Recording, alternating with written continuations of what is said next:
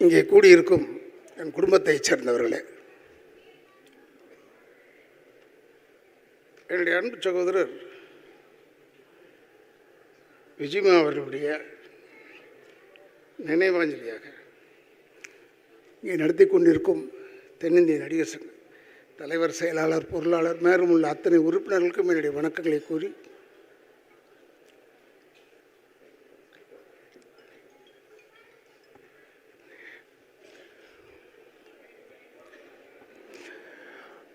நானும் விஜிமா அவர்களை வாகை சந்திரசேகர் தான் நாங்கள் 3 பேரும் ஒன்றா பெங்களூரில் சந்தித்தோம். அப்பொழுது அவங்க தந்தையாருக்கும் குடும்பத்தில் யாரோ ஒருவருக்கு உடல்நிலை சரியில்லை என்றவுடன் வாகையார் அவர்களும் விஜிமா அவர்களும் சென்று விட்டார்கள். ஆனால் நான் மீண்டும் அடுத்த ஷூட்டிங்கில் சந்திப்போம் பான்னு சொல்லிட்டு போயாச்சு. அப்போல்லாம் சார் தான் கூப்பிடுவோம். இப்போ நான் பீச்சில் போய் 4:30 மணிக்கு வாக் போவேன். அப்போ பார்த்தா ஒருத்தர் ஓடி வந்துக்கிட்டே இருப்பார். யாரா இதுன்னு ஒத்து பார்த்தா விஜி. என்ன விஜிமான சர்வசாதாரணமாக சொன்னாப்புல, இல்லைடா எனக்கு படம் இல்லை, அதனால் உடம்பு பார்த்துக்கணும்ல. இதை யார் படம் இல்லைன்னு எவனா சொல்லுவானா? அந்தளவுக்கு ஒரு உயர்ந்தவர் சகோதரர் விஜிமா அவர்கள். இப்போ கூட ஒரு பிள்ளைங்கள்லாம் வந்திருக்காங்க, எனக்கு ரொம்ப பெருமை. அந்த அம்மா இருந்து இவ்வளோ தூரம் நல்லா ஆர்கனைஸ் பண்ணாங்க, அதுவும் பெருமை தான். இதெல்லாம் ஒன்று நான் எதிர்பார்க்கவில்லை.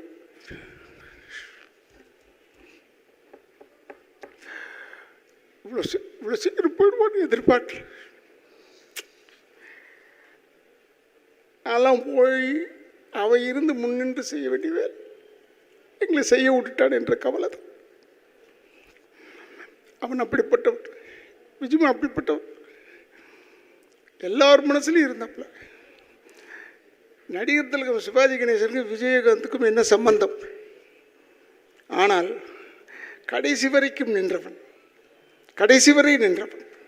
யாராலும் நிற்க முடியாது.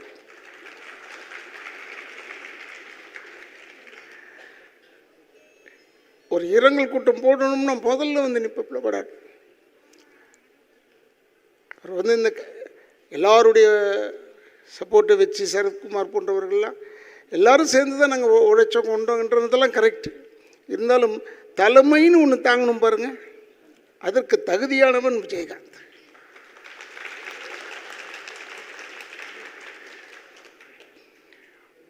சகோதரர் விஜிமா, வாகையார், நானே, எஸ்.எஸ். சந்திரன், பாண்டியன், தியாகு, இந்த 6 பேரும் ஒரு டீமாக இருப்போம்.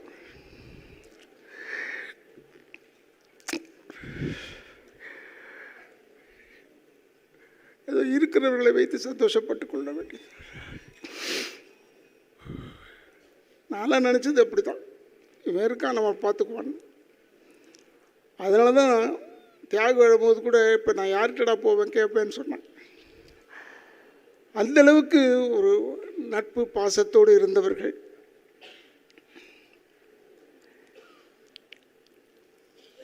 அவனுடைய ரோகிணி லாட்ஜில் இருக்கும்போது ஒரு சிலர் விஜிமாவுடைய போக்கு பிடிக்காமல் எதிரிகள் கல்லெல்லாம் எடுத்து வீசி பெரிய தகராறு பண்ணாங்க. கேள்விப்பட்டது தான். சந்திரசேகர், அப்போ அபிராமபுரம், நான் தேனாம்பேட்டேன், 2 பேரும் சேர்ந்து உடனே அங்கே போய் நின்றுட்டோம். விஜிமா ரூமுக்கு வெளியே ரவுண்டாக அடித்தவன் அப்படி தான் எடுத்த உடனே கேள்வியை. எங்ககிட்ட நல்ல வார்த்தையே வராது வேறு. உடனே என்ன செஞ்சோம், யார் அடித்தாங்கன்னு தெரிஞ்சது நேரம் அவனுடைய ப்ரெஸ்லேயே போய் அடித்தோம். அவனுடைய ப்ரெஸ்ஸில் போய் அடித்தோம் மாம்பழத்தில். அப்படிப்பட்ட ஒரு நட்போடு வாழ்ந்தவர்கள். எனக்கு கால் உடைஞ்சு போச்சு உழவன் மகனில். கால் உடைஞ்ச உடனே என்னால் சரியாக ஃபைட் பண்ண முடியல. அப்போ நின்றுக்கிட்டே செஞ்சு முடிச்சு கொடுத்துடலான்னு சொல்லி கிளைமேக்ஸ் ஃபைட் வேறு.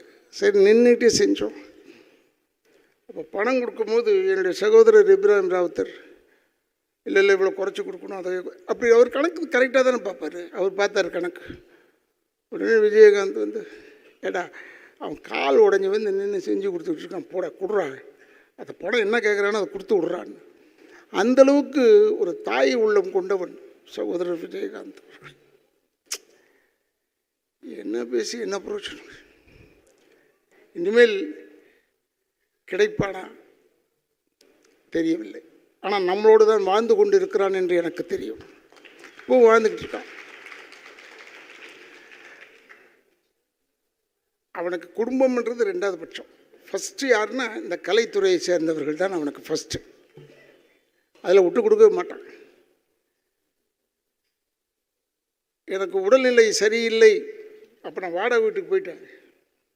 திடீர்னு பார்த்தா உள்ளே வரும்போதே ஒரு ஃபோர்ஸ், ஒரு காற்று, சிங்கம் வந்த மாதிரி இருக்கும். யார்? விஜயகாந்த் உள்ளே வரப்பில்ல. அப்படி எல்லாரும் மறந்துட்டாங்க. அப்படி ஒரு ஃபோர்ஸ் அவன்.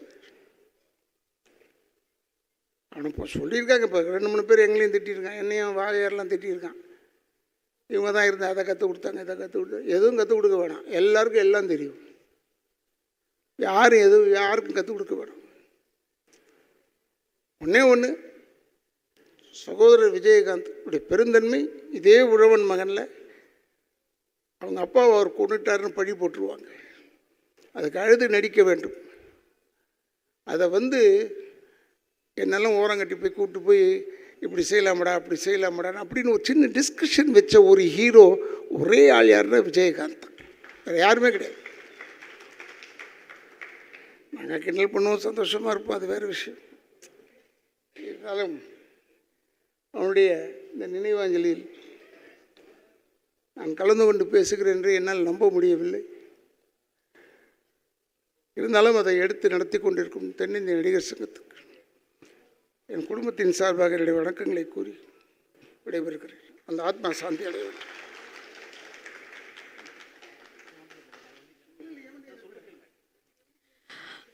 அன்புக்கு இலக்கணம் கேப்டன் அவர்கள்.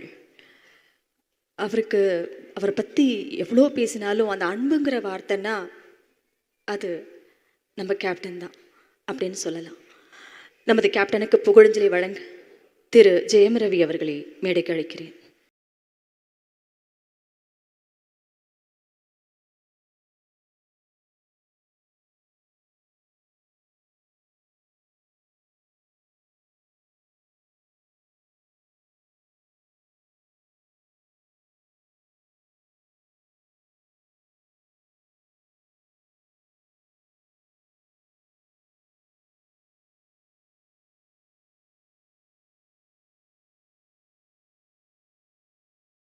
வணக்கம்.